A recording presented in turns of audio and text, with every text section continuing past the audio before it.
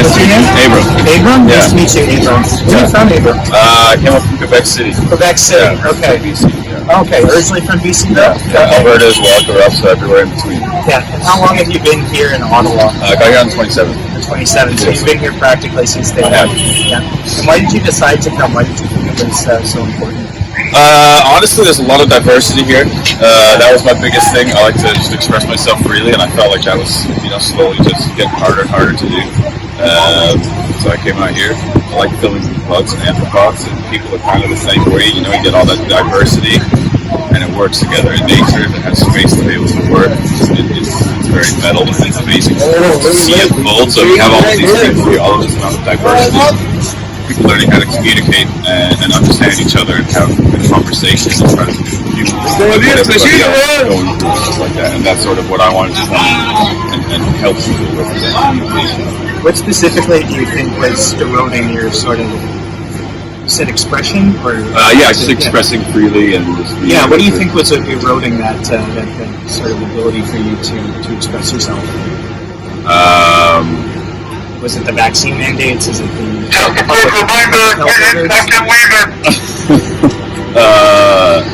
everything, everything. It's like if you look at history, you look at Europe. There's a big history over there in Europe, and just the medical mandates. That's something that everybody has the sovereignty to understand what they're allowed to put in their body and what their sovereign rights are, and that's something I gave myself 5 years till the vaccines and have enough data, and then maybe I'll seriously consider taking it. But to have it come out so quickly at such a rapid rate, everybody's just okay. Let's all get it.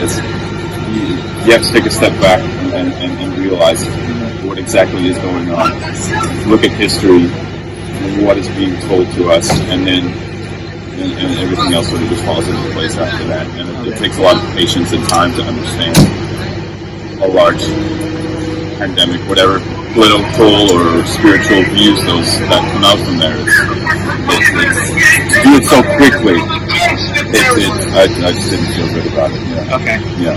Do you think that's had any impact on your charter rights at all? No, totally. Yeah, totally. Yeah. When I first got here, asking people there was a lady in Canadian Tire. I didn't know that the border was so close from Quebec to Ottawa. You drive 16 minutes, and then all of a sudden you're back in Quebec.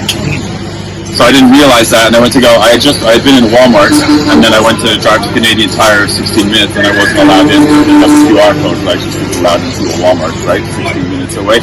So I had to drive to another Canadian Tire, and I'd asked the lady there. I was like, "Hey, what do you think about COVID mandates and vaccines and stuff like that?" And just very open, like you can share, like it's not political or anything like that. I just want to know, like, what do you feel? What do you think? And she said, I got my 2 vaccines, and I did everything was going to go back to normal. That's what I was told. That's what I thought. But everything's still closed, and all that. I can't go about myself freely. And the majority of the population is vaccinated. Why haven't things gone back to normal? Why are things still closed? I feel like I've been conned. And that's what she told me. It was just an honest, very open expression. I was very grateful that she was willing to share that piece of her heart and her experience, and to be able to understand that and to acknowledge that, and for her to feel, okay, this is, she feels like, she feels like she's maybe been conned by the government. She said, I don't know what to believe anymore. I'm confused. She was maybe in her So you feel cheated? That's what she felt. I just don't like, being told what I should be doing with my body, basically. It's just what it boils down to. If I want to I've taken other vaccinations before, and it was too fast, and I can no longer go out. The bars are still closed. So many bars are closed. Restaurants have closed their doors for good, and that sort of thing. And it's why? Why? So you tend to view your charter rights as more, I guess, absolute, if I would say, like very firm.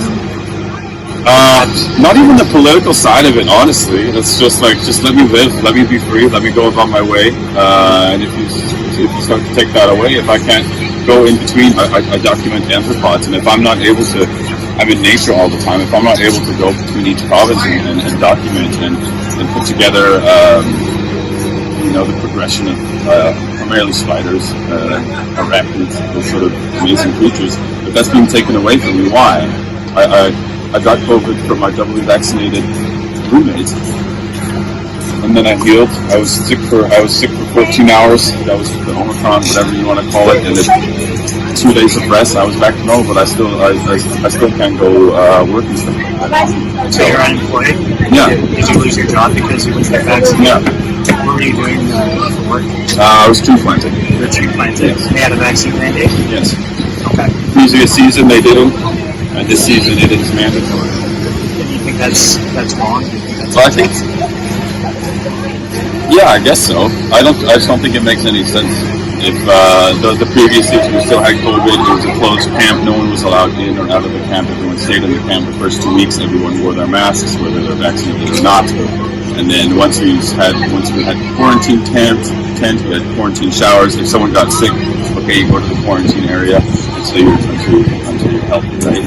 So antibodies and that sort of thing. I don't know the science behind it. I just know that my body's healthy and I'm fit. I've been living in my van for 3 weeks now in the middle of winter. And I feel absolutely great. I love life. I feel so fulfilled. And why can't everybody? And are you in it for the long haul, or do you plan on leaving anytime soon? Hard to say. Hard to say. Hard to say. You know, like when I can't go to work, when I can't go to out buy groceries. Eventually, if that's where it's going, you know, it's already the big box office, restaurants, bars, that sort of stuff. Like.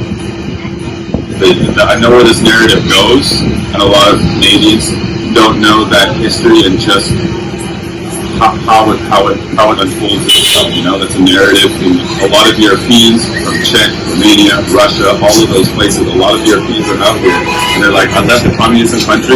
I didn't come to die in a communist country.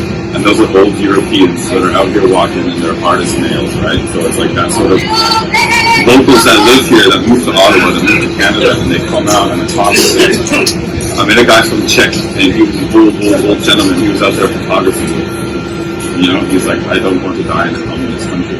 That's a lot of young people don't understand just how it happens. And it's a slow roll. If the police come down and say you have to leave, or we're going to tow your car and potentially arrest you, would you stay your ground? I don't know. I guess we have the right or something like that to be apart and to protest peacefully. I think that's within our rights. The police have said that we can't have fuel. The police have said that we can't have fire. The police have said that we can't have food. At what point do we keep believing the police and what they tell you we can't have, right? I mean, fuel's been getting in pretty easily. I just saw a way. It's also been taken out pretty easily as well. Yeah. So the police are actually coming in and seizing the fuel there as well now? That's you know, I can't speak for everybody. I can just speak for what I've seen, and you can see it on the news. You can see it burning and stuff. You put the fire barrels, you know. You can't stay warm then, right? So you're saying that the protesters are still finding a way to sustain themselves through fire, through things like that? People bring the people that live here in this wonderful city, that open their city up to us, and they're out here and they're like, do you guys need something? It's like, no, I'm actually pretty good, you know. I don't need much to survive and stay warm. You put on some extra wool socks, some extra wool sweaters, and that's all you need, right?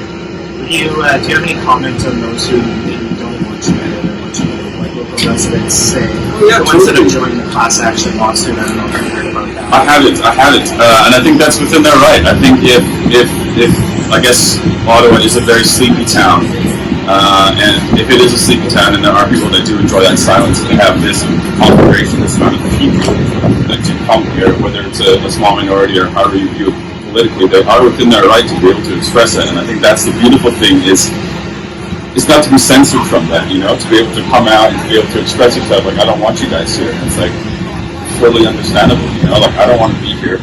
I spend my time in nature. I don't go into the big cities. I go around the big cities, and then I go out into the runners of nature, and I film anthropods in their natural habitat. That's what I want to do. That's where I want to be. I don't want to be here. I want to be out tree climbing. I want to be in the wilderness.